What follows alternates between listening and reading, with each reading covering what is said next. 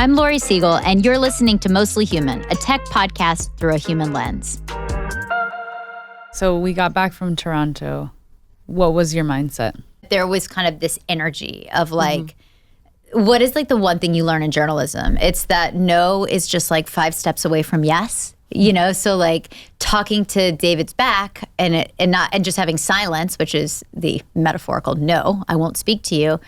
It was like, no, this isn't the end. Like, we got to go big. We got to come back, and we still have to get this site shut down. We have to get people to talk about this. We need people to know this is an issue. So we're not just going to talk to David's back. We're going to talk to every single person we know about it. And it got so much more personal to me. This was always, I mean, Roxy, you were pregnant at the time, right? But it got just even more personal to me because a month after we got back, I found out I was pregnant, you know? How did that change the investigation for you? I remember sitting there with John, like my husband, John, and us talking about like why this felt so important. And it goes back to our conversation that we had in Toronto, which is like, I mean, have y'all been around for the last 5-6 years? Like, things have not felt great as a society. And it felt like we're about to bring a baby boy into this world. And I'm sure you understand this, Roxy, because like this was similar for you. And like, this is maybe something we can control. I knew it before, but now all of a sudden it was like, oh, my instinct is confirmed. Like, I don't want my kid to come into a world where he thinks it's okay to do this. Right. So yeah. And then John and his Obama days. Like John, my husband, like got his start learning about change. He was Obama's first digital guy, like before Obama was elected.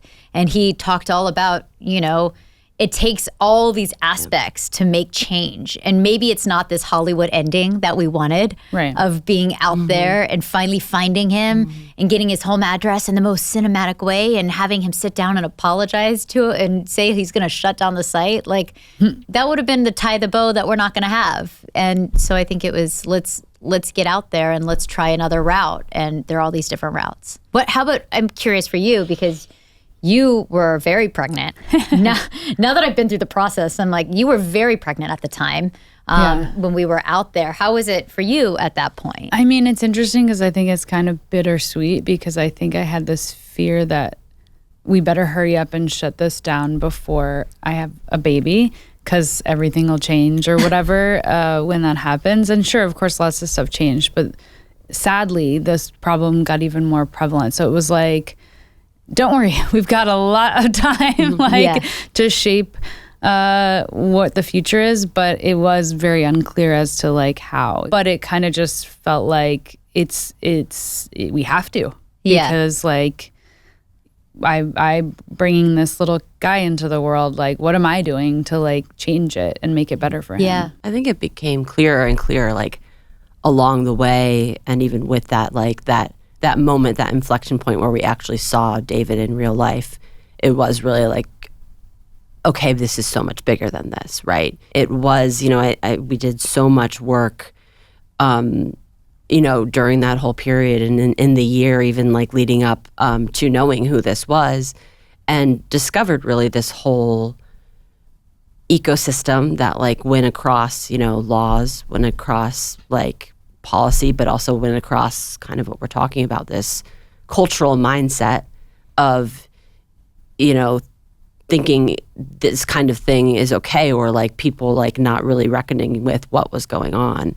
Yeah. And so I think that moment really was a turning point that we'd already been leading up to through the whole investigation, which was really, okay, we've discovered almost this entire army or a group of people across tech, across websites, across individuals, this feeling of like we need to build our own like coalition to both like address this issue of this specific site and this thing that very much was a representation of this larger problem, but also like so much beyond that. Because again, I found it so interesting like how much this story just organically came back to like this idea of what future are we building?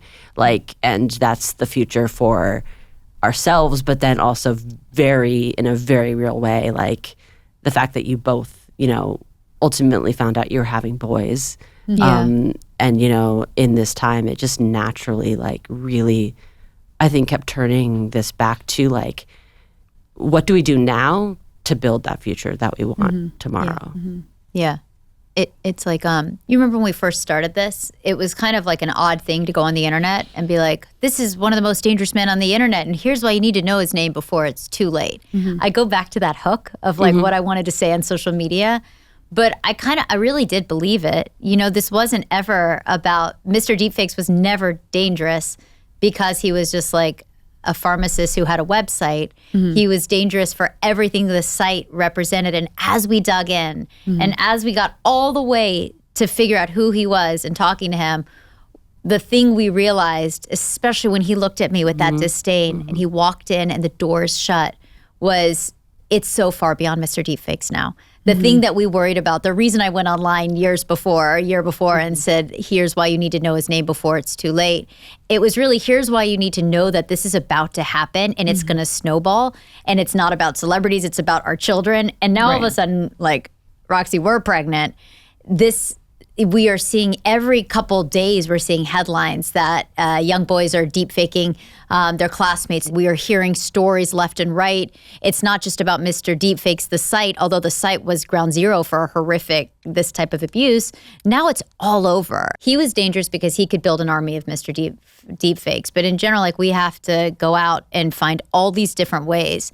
Like what John, my husband, said, it's like the seeds of change, right? We had that conversation at the table where he was saying, like, you know, it's not just about one person doing this, it's about all of these different iterations. And so we needed to figure out lawmakers, we needed to figure out celebrities, we needed to help change culture and understanding and put pressure on tech companies. And that's kind of what we came back with. I think it was like this drive to say we're going to create our own army.